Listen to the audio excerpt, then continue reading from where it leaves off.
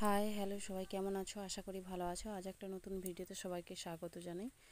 আজ তোমাদের জন্য সিলেবাস যে আছে এসএসসি সিলেবাস, সেই সিলেবাসের অন্তর্গত যে সাইকোলজি আছে অর্থাৎ মনোবিদ্যা আছে, তার বইয়ের যে পেজ কোথা থেকে তোমরা পাবে।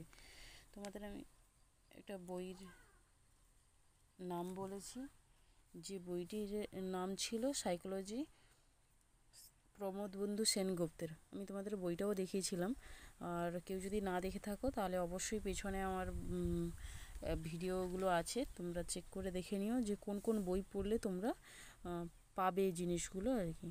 তো সেই বইয়েরই পেজ নম্বর কোনটা কত নম্বর পেজে আছে, তো সেইটা আমি তোমাদের দেখাচ্ছি। এই দেখো। আচ্ছা, প্রথম বলে দিই মেথড অফ সাইকোলজি, মনোবিদ্যার পদ্ধতিগুলো, অন্তদর্শন 31 থেকে 36 পেজে আছে। আর হচ্ছে এক্সপ্লোরেশন হচ্ছে 36 থেকে 40-এ, এক্সপেরিমেন্টাল হচ্ছে 40 থেকে 43, সেন্সেশন বা সংবেদনের সংজ্ঞা হচ্ছে 264। এরকম সবগুলো পেজ দেওয়া আছে। দেখো তোমাদের সবগুলো টপিক অনুযায়ী অধ্যায়।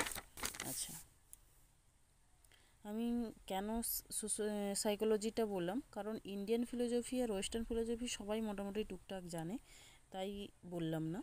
আর হচ্ছে সাইকোলজি আর হচ্ছে সোশ্যাল পলিটিক্যাল ফিলোসফিটা তোমাদের দেখাচ্ছি। সোশ্যাল পলিটিক্যাল ফিলোসফিরই এগুলো অংশ। দেখো, আর এই ধারে কিছুটা আছে এইটা।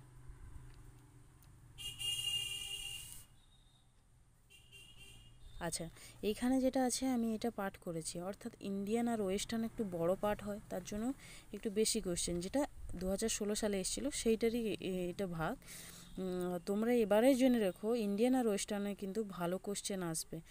আর এথিক্স পোর্শন থেকে আসবে সোশ্যোলজি, সাইকোলজি আর হচ্ছে লজিক থেকে। আর তোমার এই যে সোশ্যাল আর পলিটিক্যাল ফিলোসফি থেকে মানে কোশ্চেন আসবে, তেমন কোশ্চেন আসার সম্ভাবনা নেই।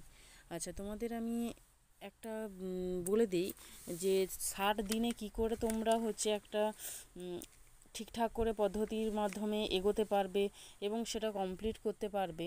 তোমাদের জন্য এই একটা বই দেখো, এই একটা বই, যেটা হচ্ছে এসএসসির জন্য, এটা প্রশ্ন সলভের জন্য ব্যবহার করতে পারো। আর একটা বই হচ্ছে এই যে, এটাও একটা এসএসসির বই। এই দুটো বইই খুব ইম্পর্টেন্ট এবং দুটো বইই খুব ভালো। এটা কনসেপ্ট বিল্ড করার জন্য, মানে তোমাদের যদি কারোর কোনো থিওরি সম্পর্কে না জ্ঞান থাকে, কিন্তু এই বইয়ের প্রশ্ন ধরে তোমরা পড়লে কিন্তু খুব ভালো বুঝতে পারবে। এটা প্র্যাকটিসের জন্য খুবই ভালো। আর যদি বলো যে তুমি কোশ্চেনের প্রথমে 30 দিন হচ্ছে সবসময়ের জন্য তোমাকে কোশ্চেনের যে টপিকগুলো আছে সেই টপিক অনুযায়ী এইভাবে নোট বানাতে হবে। এই দেখো আমি বানিয়েছি, এইভাবে নোট বানাতে হবে। বানানোর পরে 20 দিন তোমাকে প্র্যাকটিস সেটে লাগাতে হবে। 60 দিনের বলেছি আমি, তো 30 দিনে তাহলে তুমি এইভাবে সব শর্ট নোটস বানালে সমস্ত টপিকের ওপরে।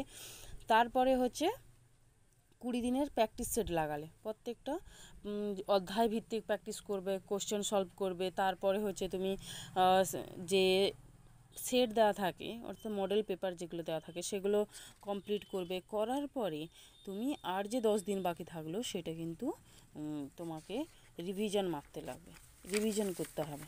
এই যে দেখো তোমাদের আমি একটা আমি লিখেছি, সেইটা দেখালাম। আচ্ছা, এটা হচ্ছে কি গেল, শিখন গেল বা লার্নিং, এটা মনোবিদ্যারই পাঠ, সেটা একটা পাঠ দেখালাম। আর একটা মনোযোগের সম্পর্কে একটা অধ্যায় আছে, সেই অধ্যায়টা এখানে দেওয়া আছে। এইটা। আর তোমাদের যদি ভিডিও ভালো লাগে তাহলে কমেন্ট করো এবং সাবস্ক্রাইব করে রেখো। Thank you.